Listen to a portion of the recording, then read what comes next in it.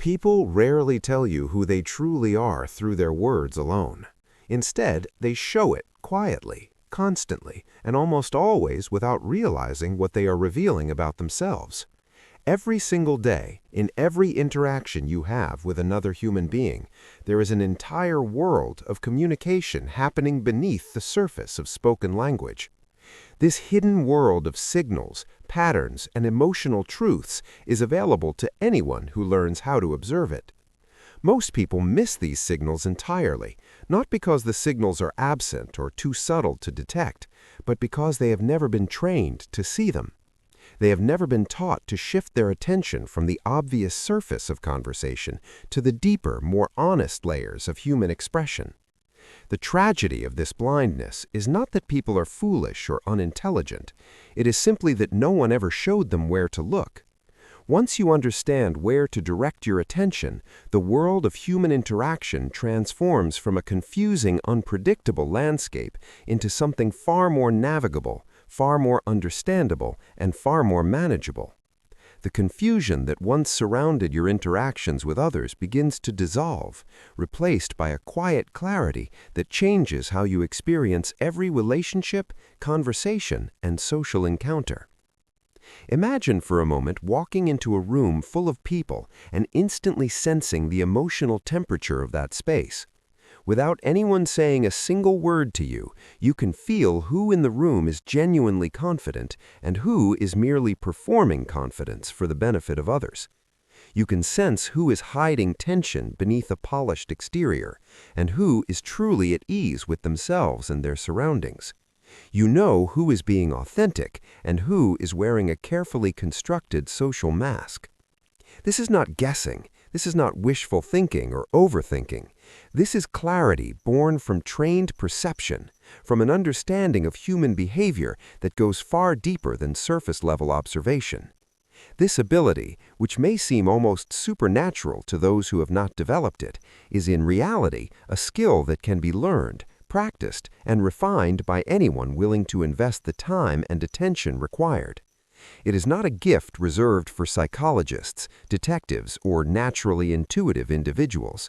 It is a human capacity that lies dormant in most people, simply because it has never been activated through deliberate practice and conscious awareness. This ability is not magic, and it is not intuition operating in some mysterious, unexplainable fashion.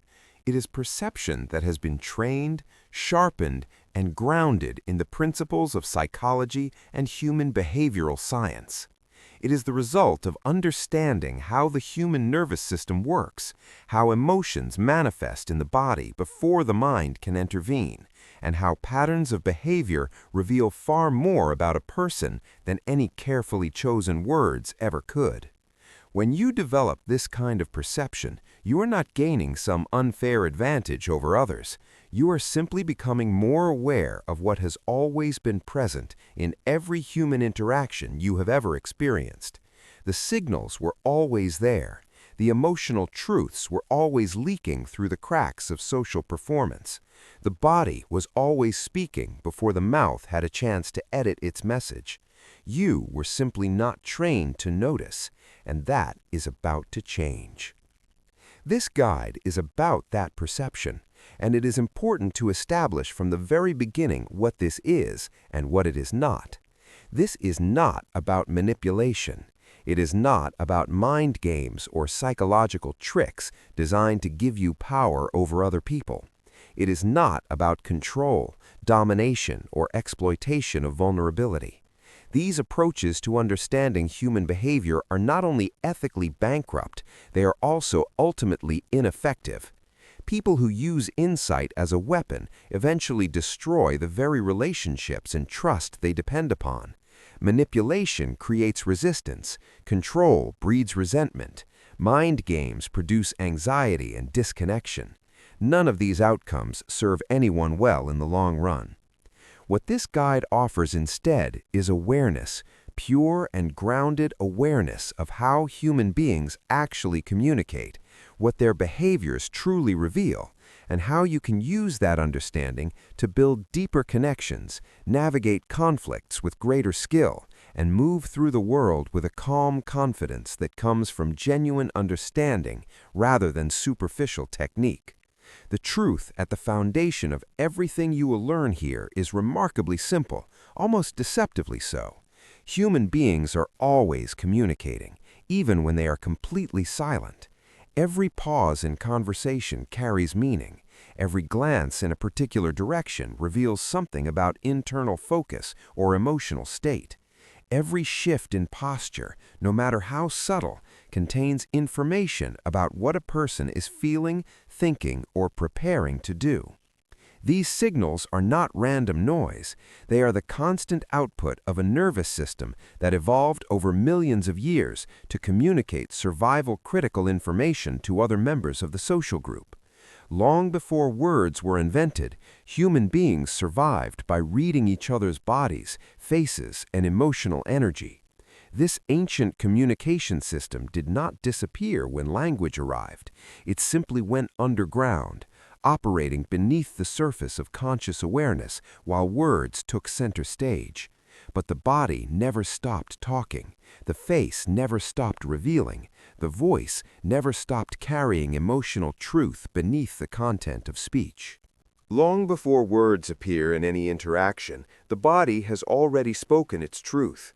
And long after a sentence ends and the sounds fade from the air, the emotion that drove those words remains present in the room, lingering in the tension of muscles, the rhythm of breathing, and the quality of eye contact. If you have ever felt something was off about a person but could not explain why, if you have ever had a conversation where the words seemed perfectly fine but something deep inside you felt uncomfortable or uneasy, that experience was not your imagination playing tricks on you. That was your nervous system picking up on patterns and signals that your conscious mind had not yet learned how to decode or articulate. Your body was reading the other person accurately, while your mind struggled to make sense of conflicting information. The words said one thing, the body said another, and your nervous system, which has been reading bodies for far longer than it has been processing language, noticed the discrepancy and sent you a warning signal in the form of that vague, uncomfortable feeling. Once you learn how to consciously read those patterns that your nervous system has always been detecting, people stop being confusing. Their behavior becomes comprehensible. Their motivations become visible. You stop guessing at what people really mean and start understanding what they actually feel. Most people listen only to words when they engage in conversation, and this is the single greatest limitation in how they understand others. Words are edited before they are spoken. They pass through multiple filters of politeness, social expectation, fear of judgment, ego protection, and strategic calculation. By the time a thought becomes a sentence, it has been cleaned, adjusted, and packaged for public consumption. What emerges from someone's mouth is rarely a pure expression of what they actually feel or think. It is a curated version, shaped by what they believe is acceptable, safe, or advantageous to say. Behavior, on the other hand, does not go through the same editing process. The body reacts faster than the conscious mind can intervene, and in that brief window of time, truth appears. The face flickers with genuine emotion before the social mask can be restored. The voice trembles with authentic feeling before the carefully constructed story stabilizes. The hands reach for self-soothing gestures before the mind can command stillness. These are not flaws in human design. They are features of being a living, feeling, responsive organism. And when you learn to read them with skill and compassion, something genuinely powerful happens inside you. You become calmer. This is perhaps the most unexpected and profound benefit of learning to read people accurately. When you truly understand why people behave the way they do, you stop reacting as quickly to their words and actions. You stop being pulled into emotional chaos by other people's unregulated feelings. You stop taking things personally that were never about you in the first place. You begin to see that most defensive reactions, harsh words, and confusing behaviors are not attacks directed at you, but expressions of internal pain, fear, insecurity, or stress that the other person may not even be fully aware of. This understanding does not make you passive or indifferent. It makes you strategic, compassionate, and remarkably effective in your interactions. Clarity replaces the confusion that once made relationships feel unpredictable and exhausting. Curiosity replaces the judgment that once created walls between you and the people around you. And calm replaces the anxiety that once made social situations feel like minefields where a single wrong step could trigger disaster. This is not about becoming suspicious of everyone you meet, treating every interaction as a puzzle to solve or a threat to neutralize. It is about becoming more aware of yourself, because the journey of reading people accurately begins not with studying others, but with regulating your own internal state. If you are reactive, distracted, or emotionally flooded, you will misread everything you observe. Your own emotional noise will drown out the subtle signals that others are sending. Your biases will color your interpretations. Your fears will project themselves onto neutral behavior. But when you are grounded, present, and genuinely attentive, you begin to see clearly. You notice inconsistencies without obsessing over them. You sense discomfort in others without rushing to accuse them of something. You recognize sincerity without needing external proof to validate your perception. This skill changes how you move through the world in ways that extend far beyond individual conversations. In relationships, you feel the difference between genuine affection and anxious attachment. In leadership, you sense resistance forming in your team before it turns into open conflict. In negotiations, you detect when the other party is bluffing and when they are genuinely constrained. And in the moments that truly matter, the ones that shape the trajectory of your life, you trust yourself more than the noise around you. Words pass through numerous filters before they emerge from someone's mouth. They are shaped by politeness, social convention, fear of rejection, desire for approval, strategic calculation, and ego protection.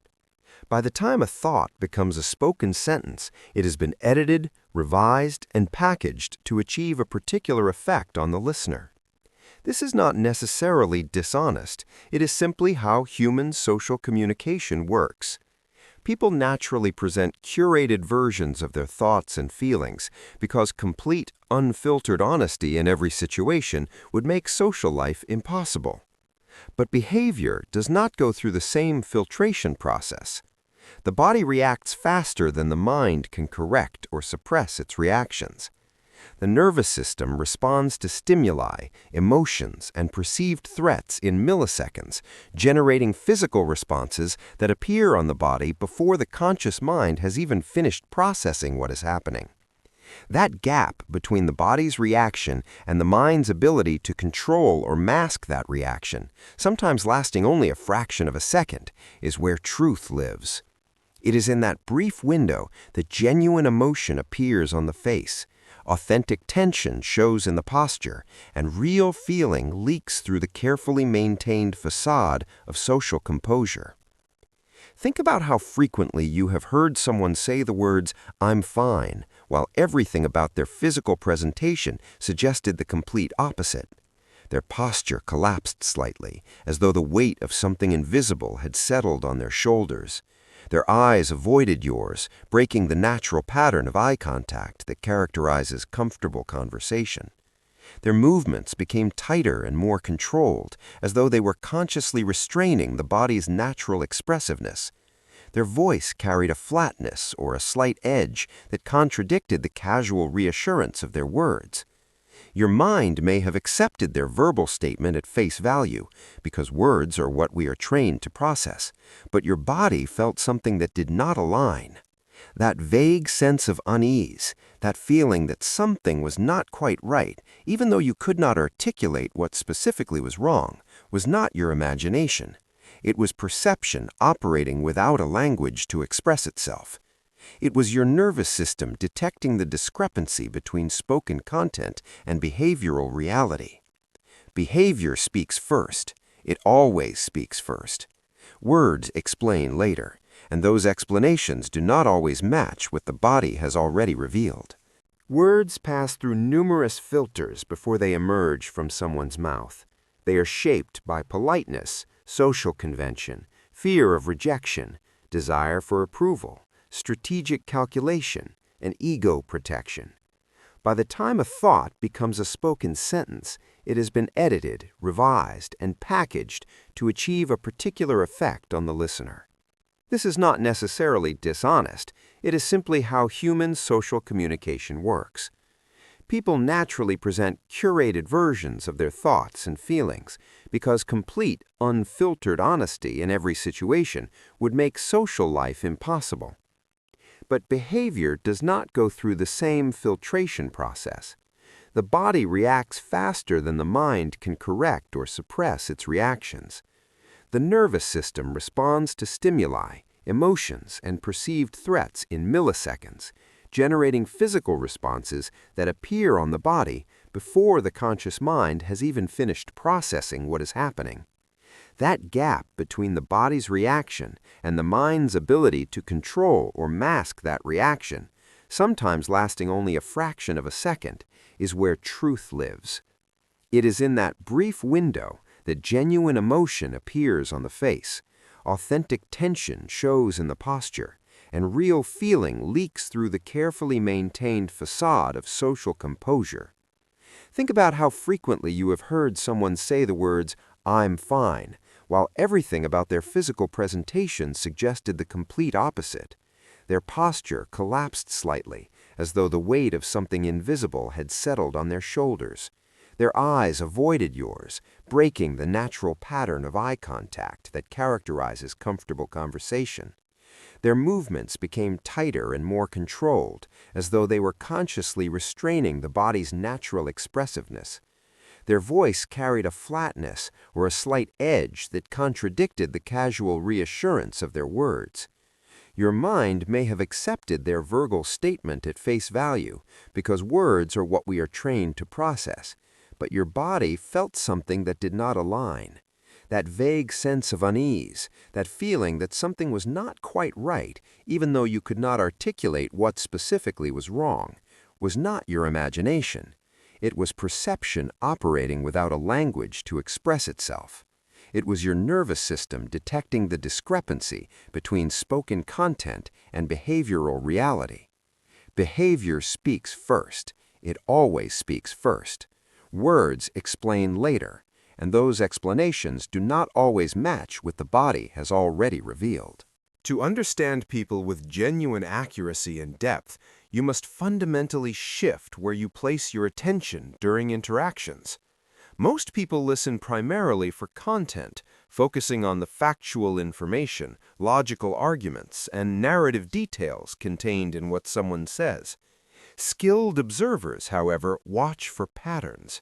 They understand that a single action, taken in isolation, means very little and can be explained by countless factors, but repeated behavior under similar conditions means everything. When someone consistently responds to certain topics with tension, when they reliably withdraw when certain subjects arise, when their posture predictably changes in the presence of certain individuals, those repeated patterns reveal something genuine about their internal world. This is where the concept of baseline behavior becomes essential, and it is one of the most important tools you will develop as you learn to read people accurately. Every person has a baseline, a natural, default way of moving, speaking, gesturing, and occupying space when they feel safe, comfortable, and unthreatened. Some people naturally talk with their hands, using expansive gestures as a regular part of their communication style. Others barely move at all, keeping their bodies still and their gestures minimal. Some people maintain steady, consistent eye contact as their normal mode of interaction. Others frequently glance away, not because they are dishonest or disinterested, but because that is simply their natural pattern. Some people speak loudly and quickly. Others speak softly and deliberately. None of these individual traits mean anything significant on their own. A person who avoids eye contact is not necessarily lying. A person who fidgets is not necessarily nervous about something specific. A person who crosses their arms is not necessarily defensive. These are simply individual baselines, the normal range of behavior that characterizes a particular person's way of being in the world. What matters, what truly reveals important information about someone's internal world, is not their baseline itself, but deviation from that baseline. When someone suddenly changes how they normally behave, something internal has shifted. Their nervous system has reacted to a stimulus, whether that stimulus is a question, an idea, a memory, a perceived threat, or an emotional trigger. And that reaction leaks through the body before it ever reaches conscious awareness or verbal expression. A person who normally maintains relaxed, open posture suddenly becomes rigid during a specific conversation topic. Their shoulders tighten visibly. Their breathing becomes shallow and controlled. Their answers become shorter, more clipped, less detailed than their usual communication style. This change does not automatically mean the person is being deceptive. It does not necessarily indicate guilt, hostility, or ill intent, but it absolutely does indicate relevance. Something about that particular moment, that topic, that question matters to them on an emotional level that their baseline behavior does not reflect. The deviation is the signal, and consistency across time is the key that allows you to distinguish meaningful signals from meaningless noise. Most misunderstandings in human interaction happen because people interpret behavior in isolation rather than in context and pattern. They see a single gesture and immediately assign it a definitive meaning. A crossed arm becomes proof of defensiveness. A lack of eye contact becomes evidence of dishonesty. A fidgeting hand becomes confirmation of nervousness or guilt. This approach to reading people is not observation, it is projection of assumptions onto ambiguous data. It is the behavioral equivalent of reading a single word from a sentence and believing you understand the entire paragraph. Context is everything in behavioral interpretation. Crossed arms might indeed signal defensiveness in certain situations, but they might equally mean the room is cold, the person is physically uncomfortable, they are self-soothing a moment of anxiety, or they simply find that posture comfortable. Lack of eye contact might signal deception in some contexts, but in others it signals respect, introversion, cultural conditioning, cognitive processing, or shyness. The mistake is never in observing these behaviors. The mistake is in concluding too quickly what they mean without gathering sufficient context and pattern data. Real understanding of human behavior comes from observing people over time, across different situations, and under varying levels of emotional pressure. It requires patience, the willingness to suspend judgment while you gather more information, and the intellectual humility to hold multiple possible interpretations simultaneously without prematurely committing to any single one. Patterns emerge naturally when you stop rushing to label what you see. When you observe someone across multiple interactions, in different emotional states, with different audiences, and under different levels of stress, you begin to see which behaviors are consistent parts of their baseline and which behaviors appear only under specific conditions. Those condition-specific behaviors are where the real information lives. They tell you what triggers this person, what makes them uncomfortable, what they are protecting, what they value, and what they fear. And this information, gathered patiently and interpreted carefully, gives you a far more accurate understanding of who someone truly is than any amount of listening to their words alone ever could. Behavior under pressure tells the truth that words try desperately to hide. Pay close attention to moments of discomfort, those brief windows of time when people feel challenged, surprised, caught off guard, or emotionally exposed. In those moments, the body reacts before the mind can manage appearances. Feet shift toward exits, signaling a desire to escape the situation, even while the words continue to engage. Hands retreat into pockets or fidget with objects, seeking self-soothing as internal tension rises. Posture changes subtly but detectably, the body instinctively protecting vulnerable areas or creating distance from the source of discomfort. The voice may stay carefully controlled, maintaining a calm and measured tone, but the body betrays the tension that the voice is working so hard to conceal. These moments are not flaws in human behavioral design. They are survival responses that evolved to protect our ancestors from physical danger and that now activate in response to social and emotional threats as well. The body is wired to protect, signal, and adapt to perceived threats. And when you learn to read these protective signals, you are not exploiting human weakness. You are understanding human nature in its most honest and fundamental form. There's a compelling reason why professionals who work in high-stakes environments, including negotiators, behavioral analysts, intelligence officers, and experienced law enforcement interrogators, rely far more heavily on behavioral observation than on verbal statements. They have learned through extensive experience that people can rehearse stories, practice their verbal delivery, and prepare convincing narratives in advance. But they cannot rehearse every muscle movement, every breathing pattern, every micro-adjustment of posture, every subtle shift in vocal quality that occurs under genuine stress. The body's responses to real emotion are too numerous, too rapid, and too deeply wired into the nervous system to be fully controlled through conscious effort. This is why behavioral evidence often reveals what verbal evidence conceals, and it is why the skill of behavioral observation is so valued in contexts where accuracy of understanding truly matters. But this skill is absolutely not reserved for trained professionals working in specialized environments.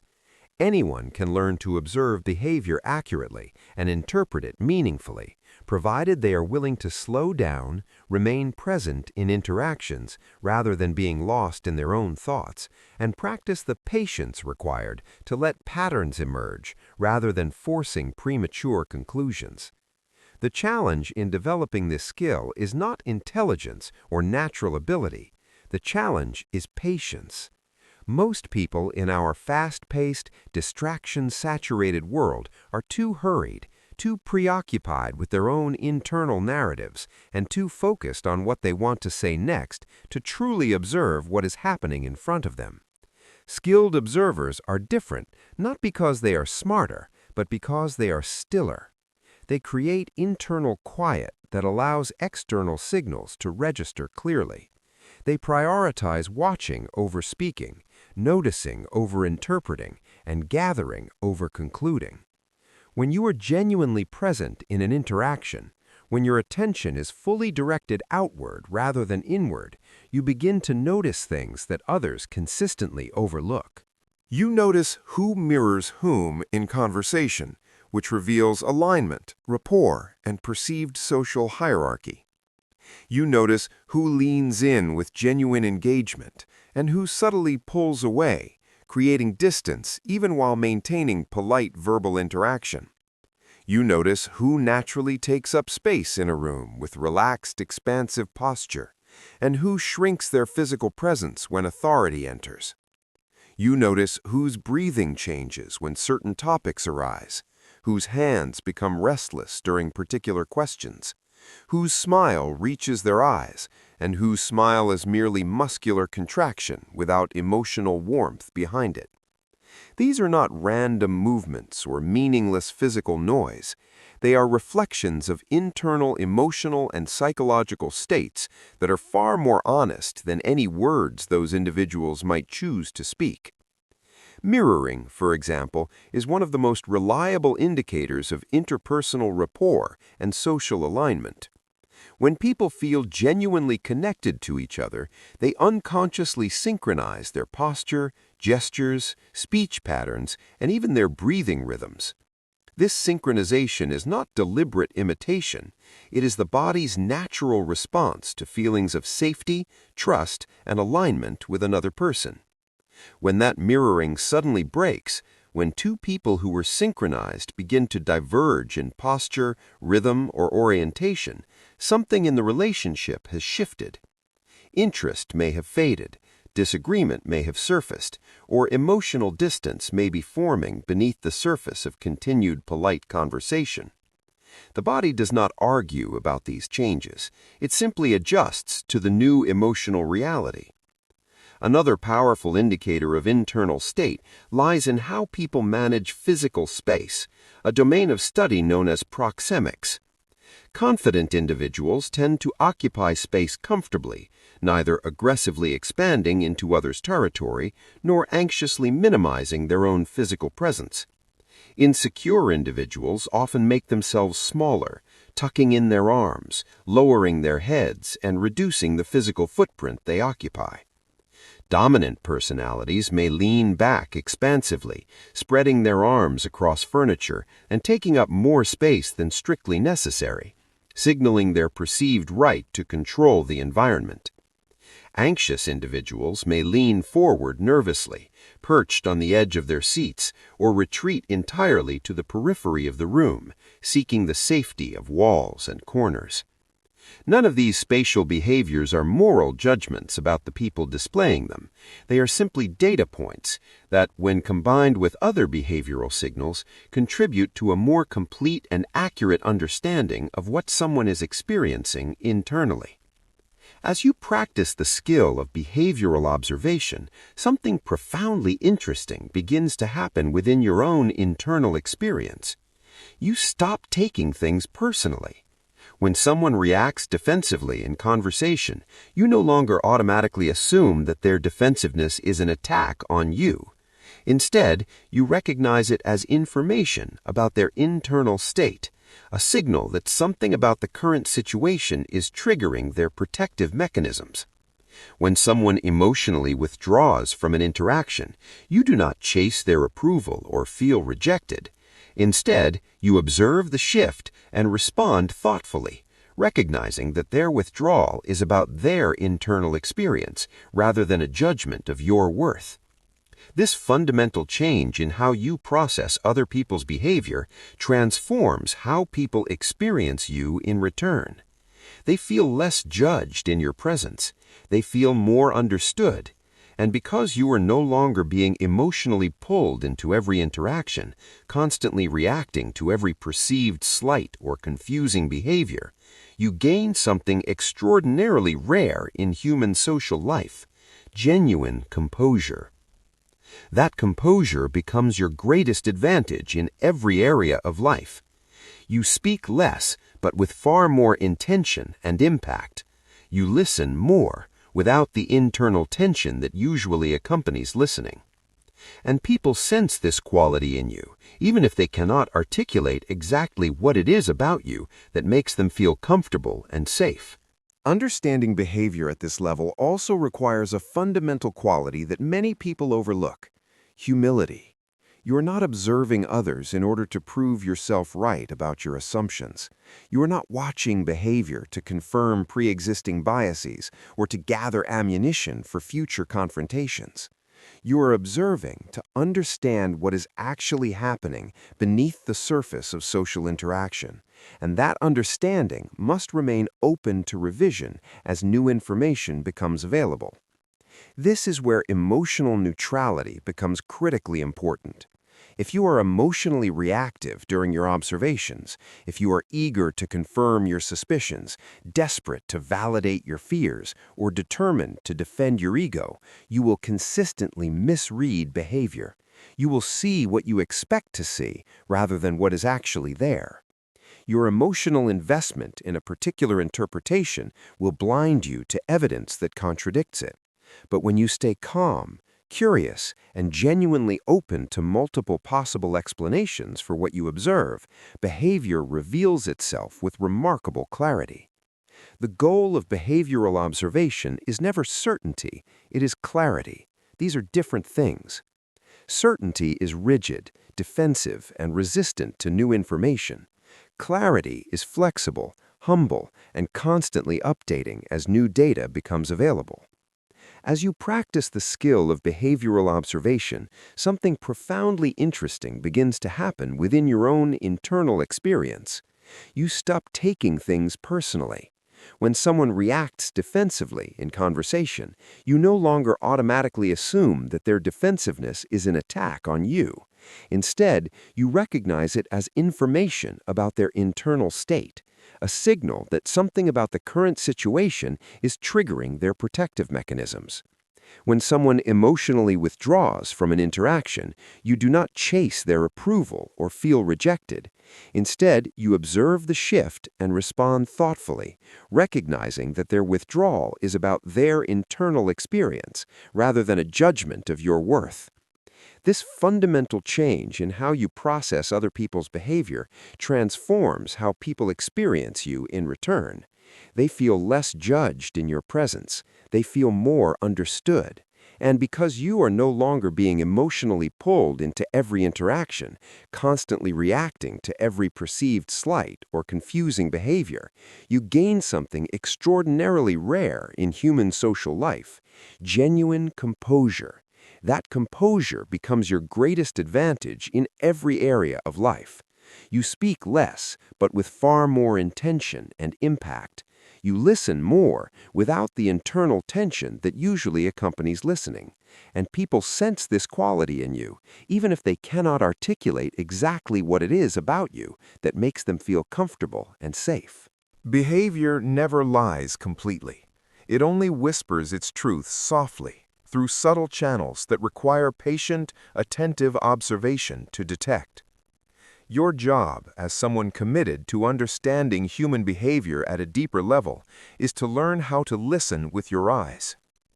In the chapters ahead, you will learn how the face reveals genuine emotion before logical processing can construct an acceptable explanation. You will learn how the body signals intention and emotional state long before conscious decisions are verbalized.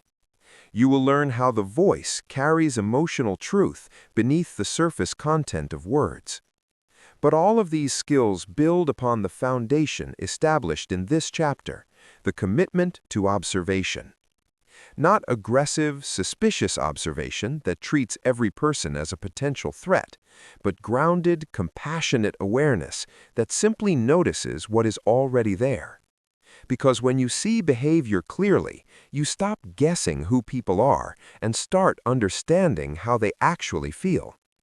And from that understanding comes the ability to connect calmly, communicate effectively, and influence others naturally without force or manipulation. This is where reading people truly begins, not with words, but with what happens before them. The human face speaks before permission is granted by the conscious mind. It reacts before the internal narrative can be edited and approved for public presentation. And it often tells the truth that the mind is actively trying to suppress, conceal, or deny. Most people believe, with considerable confidence, that they can control their facial expressions effectively enough to hide their true feelings when they choose to do so. They think that if they select the right words, maintain a calm and measured tone of voice, and produce a smile at socially appropriate moments, their inner emotional world remains safely hidden from observation. But the human face was not designed for secrecy. It was designed for expression. It evolved specifically to communicate emotional states to other members of the social group, and it performs this function with remarkable speed and reliability, often despite the conscious mind's best efforts to prevent it from doing so. Before a thought fully forms in conscious awareness, emotion has already moved the muscles of the face. This happens automatically, reflexively, entirely outside the realm of conscious control. The emotional centers of the brain, particularly the amygdala, process incoming information and generate emotional responses far faster than the prefrontal cortex can evaluate, interpret, or suppress those responses. For a brief moment, sometimes lasting less than half a second, the genuine emotional truth appears on the face in full, unedited form. These rapid, involuntary facial movements that reveal authentic emotion, even when someone is actively trying to conceal what they are feeling, are called micro-expressions. They are not theoretical concepts or psychological speculation. They are biological reality, documented through decades of rigorous scientific research.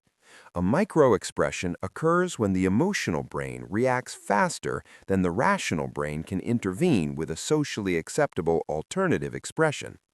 By the time a person consciously realizes what they are feeling and begins to construct an appropriate facial response, their face has already spoken the truth.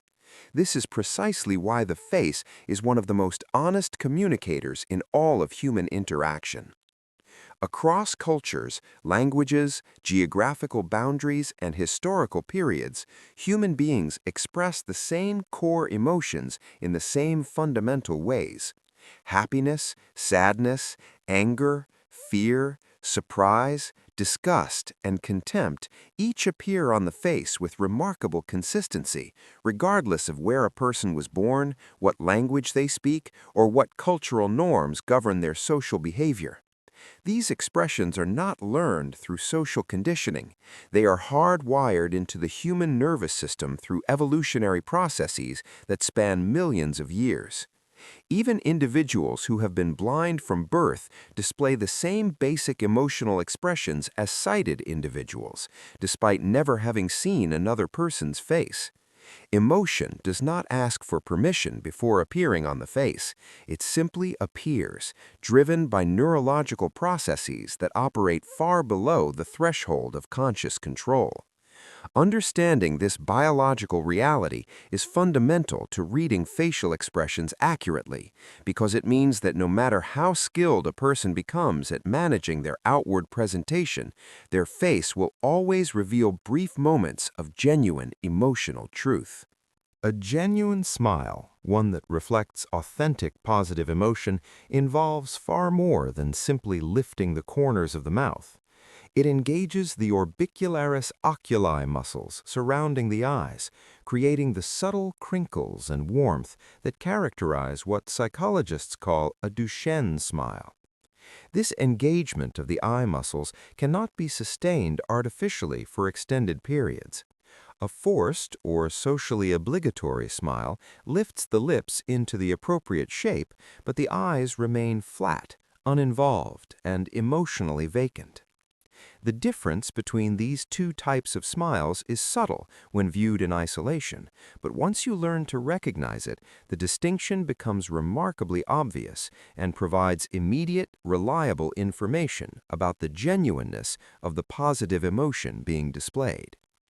Sadness, by contrast, pulls the inner corners of the eyebrows upward in a distinctive pattern and softens the entire face, often giving the appearance of vulnerability and emotional weight. Anger lowers and compresses the brows, tightens the muscles of the jaw, and sharpens the gaze into a focused, intense expression. Fear widens the eyes significantly and stretches the mouth horizontally, a response that evolved to expand the visual field and prepare the body for rapid response to threat. Disgust wrinkles the nose and raises the upper lip in a gesture of rejection, originally evolved as a protective response against potentially toxic substances. Contempt, perhaps the most socially significant of all microexpressions, appears as a one-sided lift of the lip corner, a quiet, asymmetric signal that communicates superiority, dismissal, or moral judgment. These expressions do not last long when someone is actively trying to hide them, but they always leak through, however briefly. Truth leaks before conscious control arrives to restore the social mask. The mistake most people make when trying to read facial expressions is looking too hard. They stare intently at others' faces, searching with concentrated effort for confirmation of whatever they suspect or fear. But this intensity of focus actually makes them less accurate, not more. Micro-expressions are not caught through intense focused searching. They are caught through relaxed peripheral awareness. When your attention is soft and diffused rather than hard and targeted, you naturally notice changes, flickers, and momentary shifts that concentrated focus would cause you to miss entirely. These signals often appear at moments of emotional significance, when someone is challenged, when they receive surprising information, when they are asked about a sensitive topic, or when they feel emotionally exposed or vulnerable. Timing matters more than the shape of any individual expression. An expression that appears immediately after a stimulus, before the person has had time to consciously process and respond, is far more reliable as an indicator of genuine emotion than one that comes after a noticeable delay. Real emotion reacts instantly because it is generated by rapid, automatic neural processes. Fabricated or managed emotion arrives with delay because it requires conscious construction. The face also reveals states of comfort and discomfort through what psychologists call self-soothing or pacifying behaviors. Touching the nose, rubbing the back of the neck, covering the mouth with a hand, pressing the lips tightly together, or stroking the chin are all ways that the nervous system attempts to regulate itself when experiencing internal tension or stress. These actions are not conclusive proof of deception, dishonesty, or any other specific internal state. They are signs that internal tension exists, that the nervous system is experiencing some form of stress that requires regulation. The specific cause of that stress must be determined through context, pattern observation, and the accumulation of multiple signals rather than through the interpretation of any single self-soothing gesture. Another powerful signal that appears on the face involves symmetry. Genuine emotions tend to produce symmetrical expressions, engaging both sides of the face equally and simultaneously. Forced or fabricated expressions often appear uneven, with one side of the face lifting more than the other, or one eye engaging while the other remains tense and uninvolved. These asymmetries reveal effort rather than authenticity, indicating that the expression is being consciously produced rather than naturally generated by genuine emotion. The eyes themselves are deeply connected to states of emotional arousal and provide some of the most reliable signals available through facial observation. When people feel excitement, attraction, curiosity, or even fear, their pupils dilate, expanding to take in more light and visual information. When they feel threatened, focused aggressively, or narrowly concentrated, the gaze narrows and fixes with intensity. Rapid blinking frequently accompanies states of anxiety, cognitive overload, or emotional discomfort. Prolonged, unwavering staring may signal dominance, attempted control, or intense, focused evaluation. The eyes respond to internal states with remarkable speed and honesty, making them one of the most valuable areas of the face to observe. However, reading the face accurately requires the same discipline and contextual awareness that applies to all behavioral observation. You must resist the powerful urge to jump to conclusions based on single expressions observed in isolation. A person may display fear because they feel insecure in a social situation, not because they are lying about something. A person may show anger because they feel disrespected or misunderstood, not because they are hostile or dangerous. A person may display contempt not because they are a contemptuous individual, but because they disagree with a specific statement or find a particular idea beneath serious consideration. This is where the concept of congruence becomes critically important in reading facial expressions and all other forms of behavioral communication. Do the facial expressions you observe match the words being spoken, the tone of voice being used, and the situational context in which the interaction is occurring? When all of these elements align, when the face, voice, words, and context tell the same story, Communication feels natural, trustworthy, and comfortable. When something is off, when the face reveals one emotion while the words express another, your nervous system notices the discrepancy before your conscious mind can explain what specifically feels wrong.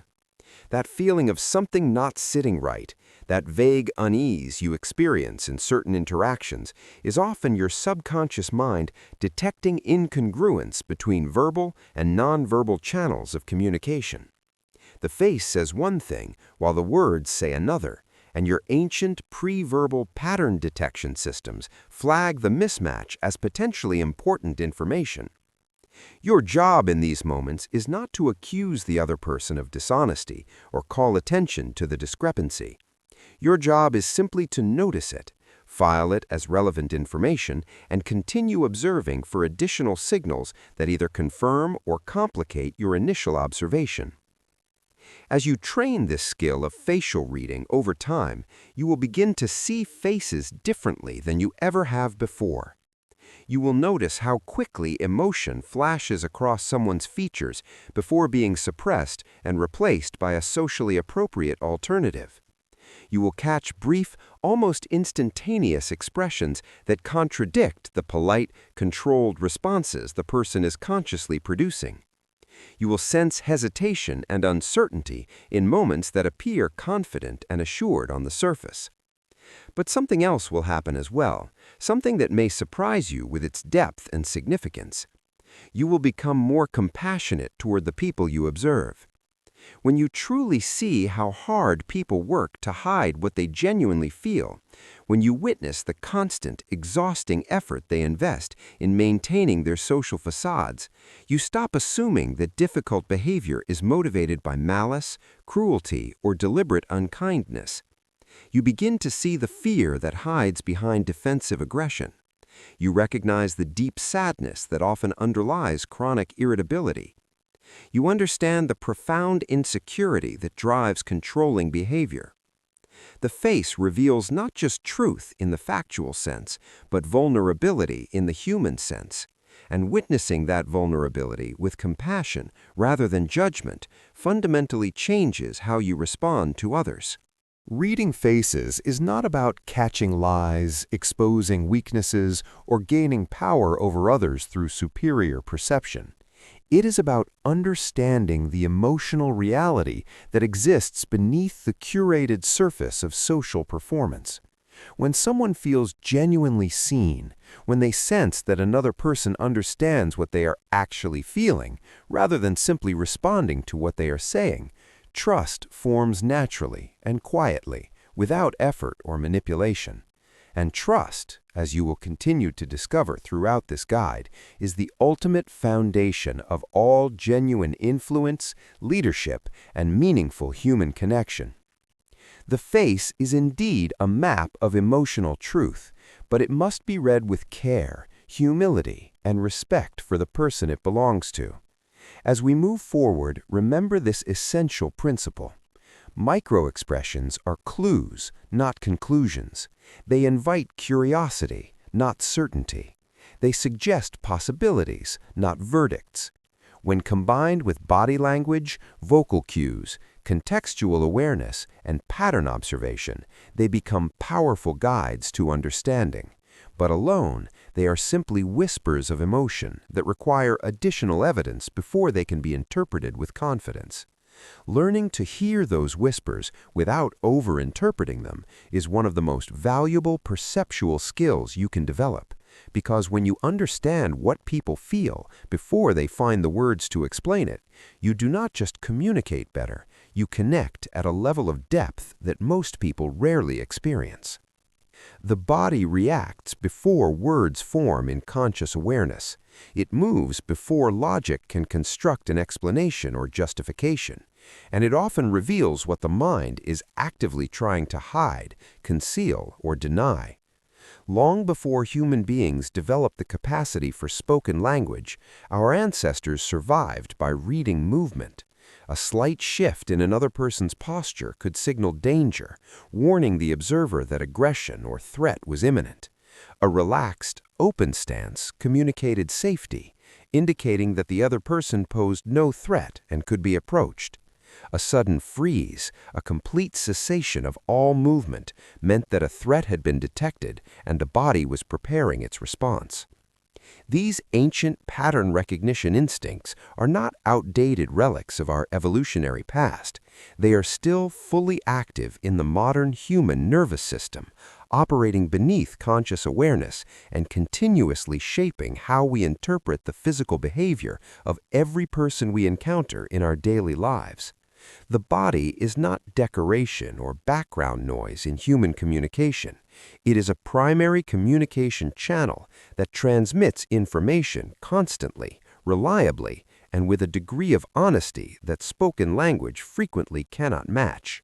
When someone speaks to you, their body is already providing its own answer to whatever question is being discussed, and that answer often arrives before the verbal response is fully formed. The body answers with posture, revealing confidence or insecurity, comfort or threat. It answers with physical orientation, showing you through the direction of the torso, the angle of the shoulders, and the positioning of the feet whether the person is genuinely engaged with you or oriented towards something or someone else. It answers with the presence or absence of muscular tension, indicating whether the nervous system is in a state of relaxation or activation. And while words can be rehearsed, practiced, and perfected through repetition, the body responds in real time to genuine emotion, authentic stress, and actual intention. This real-time responsiveness makes the body one of the most valuable sources of truthful information available to any observer willing to pay attention. Most people approach body language observation incorrectly because they search for single, isolated gestures and immediately assign definitive meanings to them. They have learned, often from oversimplified popular psychology, that specific postures and movements have fixed universal meanings. Crossed arms mean the person is being defensive. Leaning back in a chair means the person is arrogant or disengaged. Avoiding eye contact means the person is being dishonest. This approach to body language reading turns genuine observation into harmful stereotyping and produces interpretations that are wrong far more often than they are right.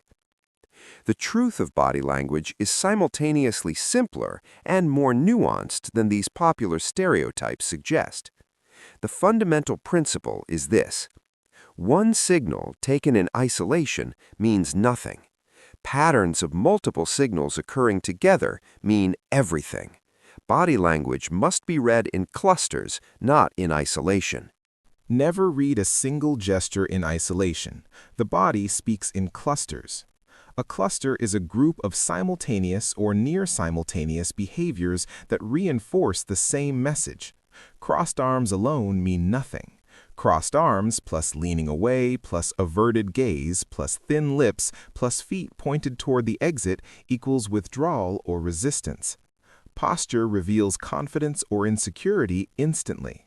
Upright, open chest, relaxed shoulders equals genuine ease. Compressed torso, raised shoulders, downward tilt equals threat response. Feet are the most honest part because people rarely monitor them. Feet pointed toward you equals engagement. Feet angled away equals the body is already leaving. Hands show comfort, open palms, natural gestures, or stress, hidden, fidgeting, restricted, or erratic. Mirroring, unconscious synchronization of posture, rhythm, and breathing signals rapport. A sudden break in mirroring signals a shift in connection. Space management, proxemics, reveals boundaries. Confident people use space comfortably. Anxious or submissive people shrink. Dominant people invade. Pacifying behaviors, neck touch, face touch, clothing adjustment, tight hand clasp, are the nervous system's self-soothing under stress. They are not proof of lying, but deception always increases them because lying creates stress. As you practice, you will also feel your own body more clearly. Regulating your own posture, breathing, and stillness becomes the foundation for reading others accurately. The most powerful people move intentionally, not excessively. Stillness, when genuine, communicates unshakable confidence. Compassion, not judgment, is what sharpens observation. The body always answers before the mouth speaks. Words give information. The voice gives truth. Paralanguage, tone, pitch, pace, volume, pauses, and silence carries the emotional layer that words try to hide. Warm, relaxed tone is safety. Flat or sharp tone is detachment or irritation. Stress tightens the vocal cords. Pitch rises. Fear, anxiety, excitement, or pressure. Fast speech equals anxiety or desire to rush past a topic.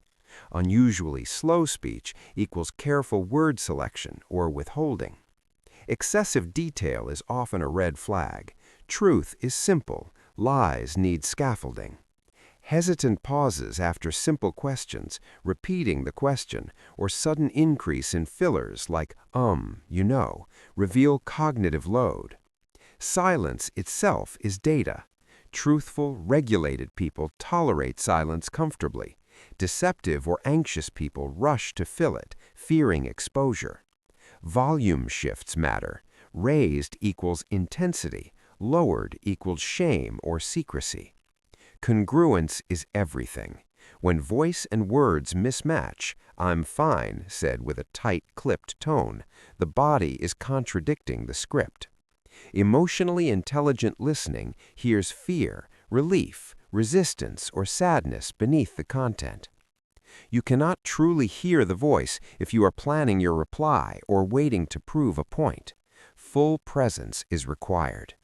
When people feel truly heard, their voice relaxes, their guard drops, and truth surfaces naturally, no pressure needed. Lies are constructed, truth is recalled. The real giveaway is not nervousness, good liars hide that, but cognitive strain, inventing, suppressing truth, monitoring consistency, and watching your reactions all at once creates overload that leaks through timing, voice, body, and language. Truthful answers come quickly, deceptive ones arrive with delay, question repetition, or filler. Distancing language like "that wasn't done" instead of "I didn't do it," and excessive detail are classic leaks. Silence is your best tool. Truthful people sit in it. Deceptive people over-explain. Meanwhile, personality patterns are what actually predict behavior over time. Emotions change, situations change, but core patterns remain. The big five traits, openness, conscientiousness, extroversion, introversion, agreeableness, emotional stability, show up reliably. High openness loves novelty, low prefers routine. High conscientiousness plans, low is spontaneous. Extroverts energize outwardly, introverts inwardly. High agreeableness avoids conflict, low prioritizes truth. High neuroticism reacts strongly to stress. Attachment styles and conflict patterns repeat across relationships. Believe what repeats, not what is promised. Hope is not a strategy. Observation is. Never read the person before you read the room. Behavior is adaptive. The same individual can look confident with friends and guarded in a job interview because context rewires the nervous system. Power dynamics, emotional temperature, group roles, and stakes shape posture and voice more than personality in the moment. A quiet employee may simply be navigating hierarchy. Tension may be situational, not personal. Your own regulated presence changes the room. Calm is contagious. Emotional intelligence is what turns raw observation into understanding. It is the ability to feel what others feel without being hijacked by it. Self-regulation comes first. If you are flooded, you will misread everything. High EQ hears the subtext. "It's fine," said with disappointment, notices micro-shifts, and responds with curiosity instead of reactivity. Anger usually protects fear, defensiveness protects shame, withdrawal protects overwhelm. Validation, that makes sense, is not agreement, it is being seen. Being seen regulates people more than any advice ever could. Understanding people hands you real power, the power to see beneath masks, predict reactions, and influence outcomes. How you use it defines you. Manipulation forces, genuine influence creates conditions where trust and openness arise naturally. Calibration, meeting people where they are without losing yourself, is attunement, not trickery.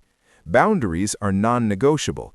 Insight into someone's pain does not obligate you to accept their harm. The highest skill is becoming someone others feel truly seen by without feeling judged or exposed. When people feel seen, defenses drop, masks fall, and truth emerges because safety allows it. The most influential people are rarely the loudest, they are the calmest, the most present, the ones whose stillness makes others feel safe to be human. Mastery is not outsmarting others, it is mastering yourself so completely that your regulated presence alone creates trust.